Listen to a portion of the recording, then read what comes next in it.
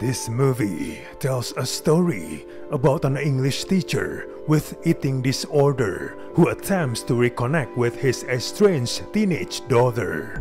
First of all, Brendan Fraser makes a wonderful comeback in this movie. His acting is carefully measured and affecting. The aspects of humanity, sympathy, and compassion wholly present in this movie because of Fraser's warmth and kindness radiating through his performance as Charlie. Unfortunately, the movie itself is disappointing. The movie's goal is for us to empathize with Charlie, looking past his obesity and seeing a kind soul gripped by grief and self-loathing.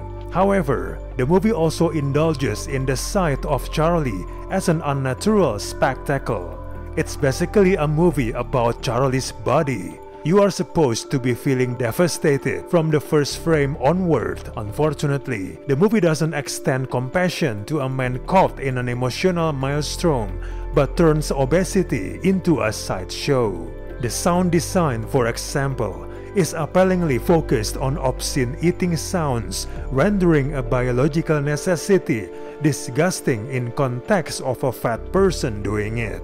The story itself also never stops to consider that it reveals a lack of empathy and cruelty towards Charlie, and by extension people with obesity, making Charlie's body an object of revulsion. There's a threat of his disordered eating being a form of self-harm, but the movie seems uninterested in framing it that way. Instead, it degrades Charlie and gives the audience permission to laugh at his body condition.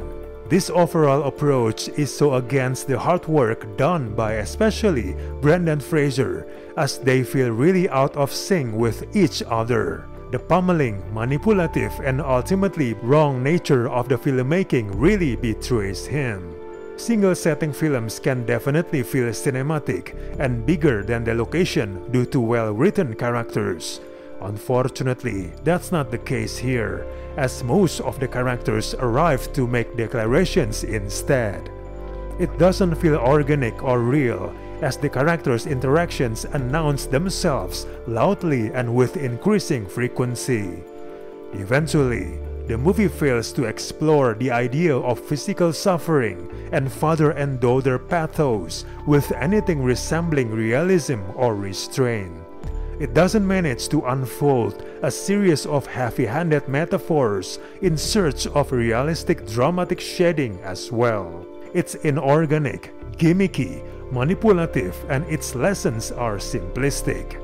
Overall, it's not really worth to watch this in theaters. Just wait on your streaming service.